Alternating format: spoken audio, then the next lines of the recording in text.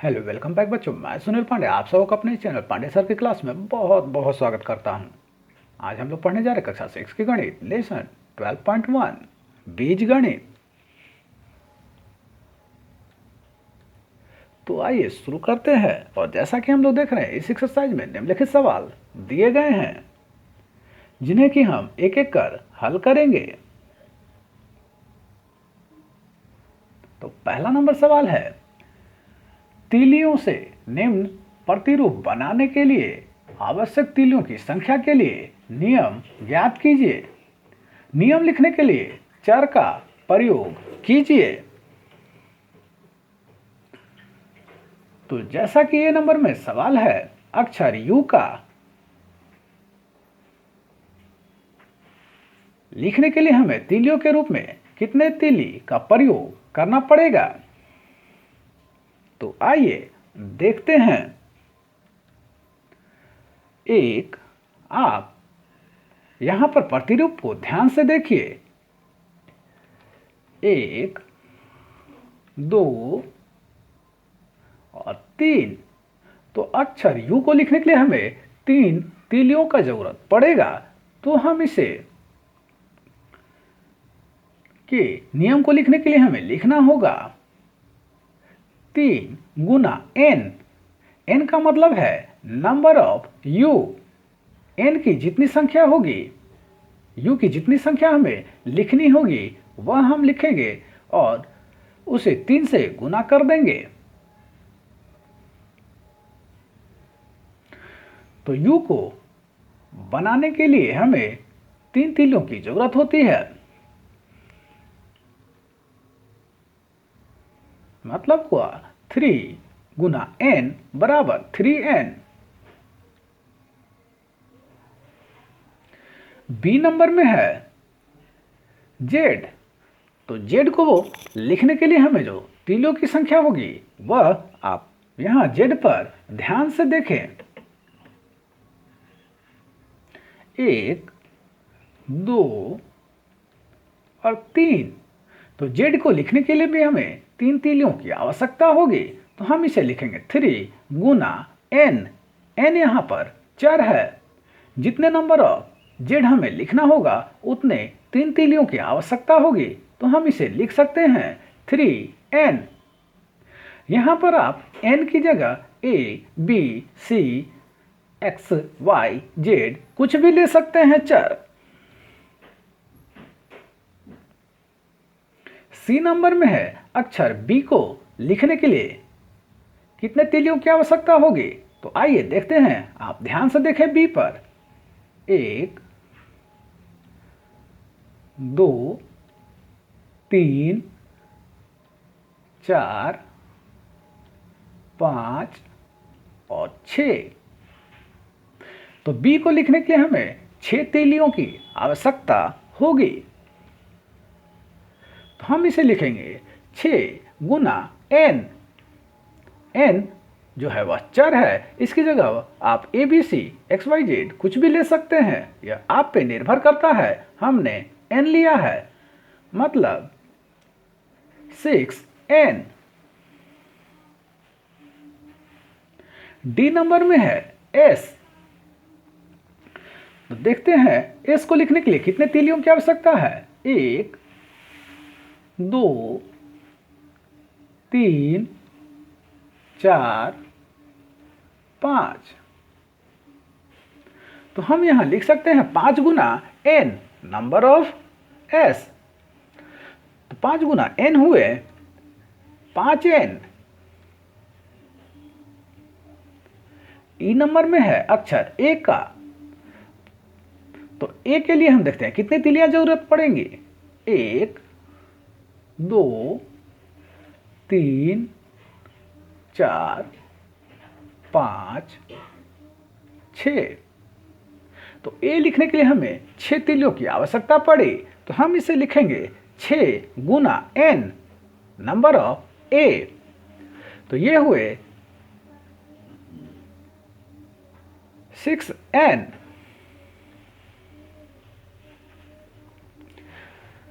जितने number of ए की आवश्यकता होगी उसमें हमें 6 से गुना करना पड़ेगा।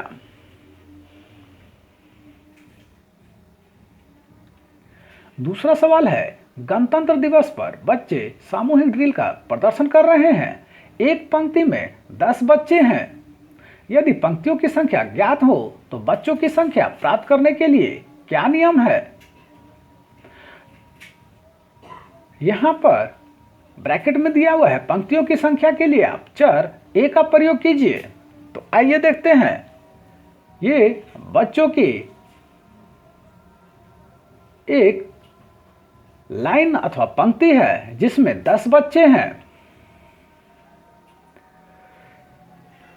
तो हमें इसके लिए जो हम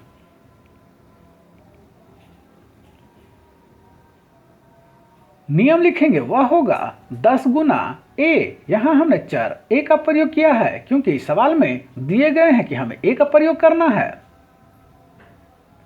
a यहां पर यह दिखाता है कि कितने नंबर ऑफ लाइन बन रहे हैं ड्रिल के लिए। तो मान लेते हैं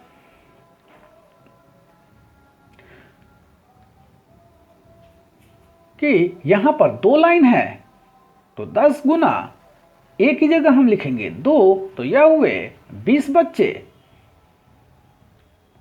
अगर मान लेते हैं हम यहां 5 लाइन है, तो यह होगा 10 गुना a की जगह यहां 5 लिखेंगे, मतलब यहां हुए 50 बच्चे।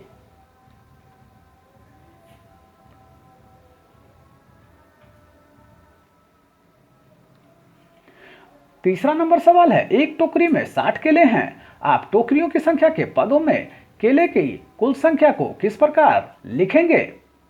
यहां ब्रैकेट में दिया हुआ है टोकरियों की संख्या के लिए b का प्रयोग कीजिए। हमें यहां चर के रूप में b का प्रयोग करना है। तो यहां देख रहे हैं टोकरी है जिसमें 60 केले हैं। तो इसके लिए जो हम लिखेंगे वह होगा 60 गुना b। b यहां पर दिखाता है कितनी संख्या में हमारे पास टोकरी है, तो उससे हमें केले की संख्या प्राप्त हो जाएगी, वह हुआ 60b। जैसे कि मान लेते हैं यहां पर 3 टोकरी है, तो यहां हम 60 गुना b की जगह 3 लिखेंगे, तो यह हुए 60 तिया 180।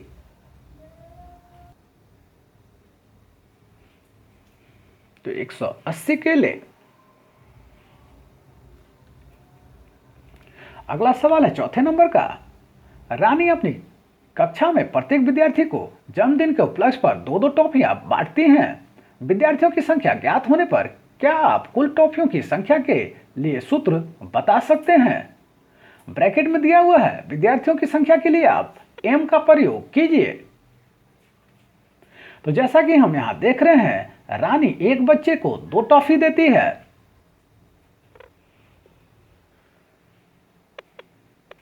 तो इसके लिए जो हमें सूत्र लिखना होगा वह होगा 2 गुना m बराबर हुए 2m। m यहां पर दिखाता है कितने नंबर ऑफ विद्यार्थी हैं। जैसे कि यहां हम देख रहे हैं 2-2 करके उसने 3 व्यक्तियों को यह टॉफी दी है। तो यहां पर हम लिखेंगे 2 गुना 3 बराबर हुए 6 टॉफी। उसने 6 टॉफी बांटी है, यही उसके सूत्र हुए 2m।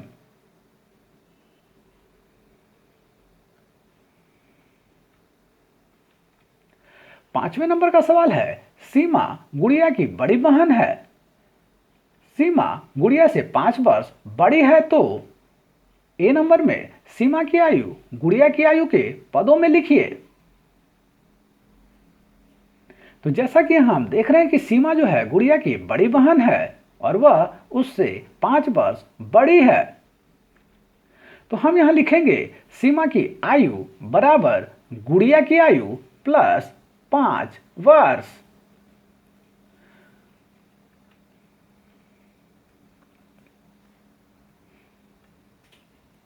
तो आइए अगला सवाल देखते हैं बी नंबर का।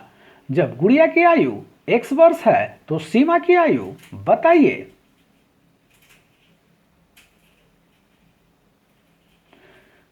तो माना कि गुड़िया की आयु बराबर x वर्ष तो सीमा की आयु बराबर होंगे x प्लस 5 वर्ष।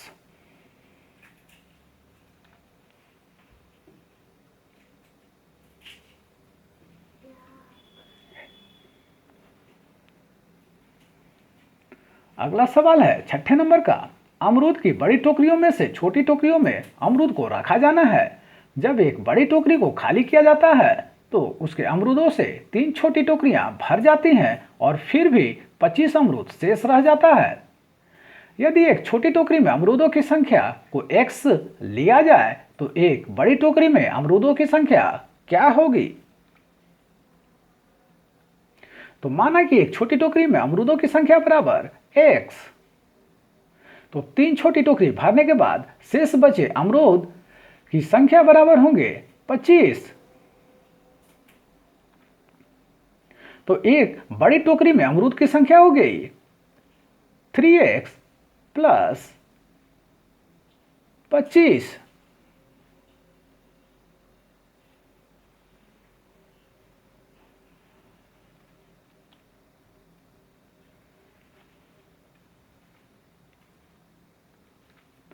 सातवें नंबर का सवाल है ए में तीलियों के बने हुए वर्गों के नीचे दिए हुए प्रतिरूप को देखिए। ये वर्ग अलग अलग नहीं हैं। दो संलग्न वर्गों में एक तीली उभयनिष्ठ है। इस प्रतिरूप को देखिए और यह नियम ज्ञात कीजिए जो वर्गों की संख्या के पदों में आवश्यक तीलियों की संख्या देता है। तो यहां ए नंबर में है एक वर्ग है। जैसा कि हम देख रहे हैं इस वर्ग को बनाने के लिए 4 तीलियों की आवश्यकता है। बी नंबर में हम देख रहे हैं कि 2 वर्ग है जो कि सटे हुए हैं। इसमें जो तीलियों की संख्या है वह है 7। सी नंबर में जो वर्ग देख रहे हैं उसमें 3 वर्ग सटे हुए हैं। इसमें तीलियों की संख्या है 10। तो माना कि यहां वर्गों की संख्या x है। तो एक वर्ग में तीलियों की संख्या निकालने के लिए हमें लिखना होगा 3x प्लस 1। इससे हमें प्रयोग किए गए वर्गों में तीलियों की संख्या निकल जाएगी। आइए इसको एक उदाहरण से समझते हैं। जैसा कि सी नंबर में हम देख रहे हैं यहां 3 वर्ग सटे हुए हैं। तो इसका फॉर्मूला जो हमने लिखा, नियम जो लिखा वह है 3x प्लस 1। तो यहां x जो है वह वर्ग की संख्या बताता है। तो उस फॉर्मूले में हम x की जगह अब 3 लिखेंगे। तो यह होगा 3 गुना 3 प्लस 1 जो हुए 9 प्लस 1। तो दोनों मिलकर के हो गए 10। इस प्रकार जो तीलियों की संख्या हुई वह है 10 तीलियां 3 वर्ग में बनाने के लिए आवश्यकता पड़ी।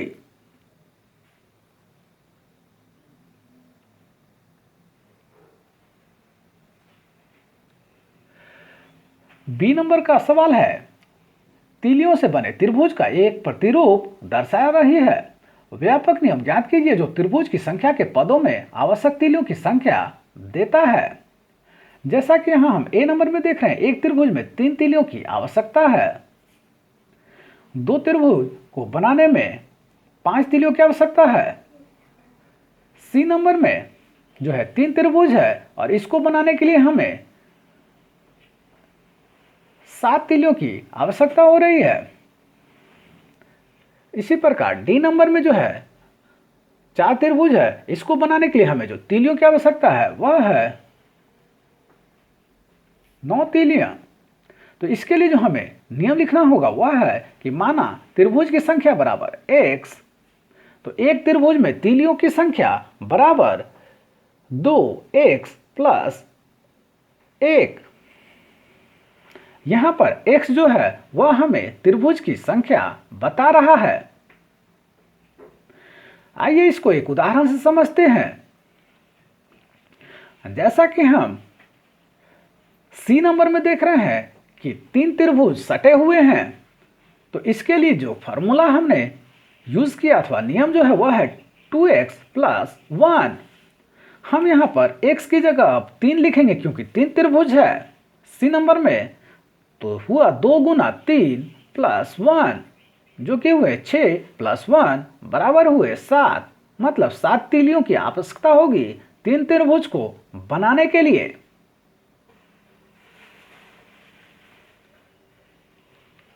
तो आप सबको हमारे प्रयास कैसा लगा हमें जरूर कमेंट कर बताएं। हमारे इस चैनल पांडे सर की क्लास को जरूर सब्सक्राइब करें और बेल बटन को दबाएं ताकि आने वाले वीडियो का नोटिफिकेशन आपको मिलता रहे। दूसरों के साथ इसे शेयर करें और हाँ, लाइक करना तो बिल्कुल ना भूलें। आपका लाइक करना ही हमारी मेहनत का फल है। धन्यवाद, थैंक यू।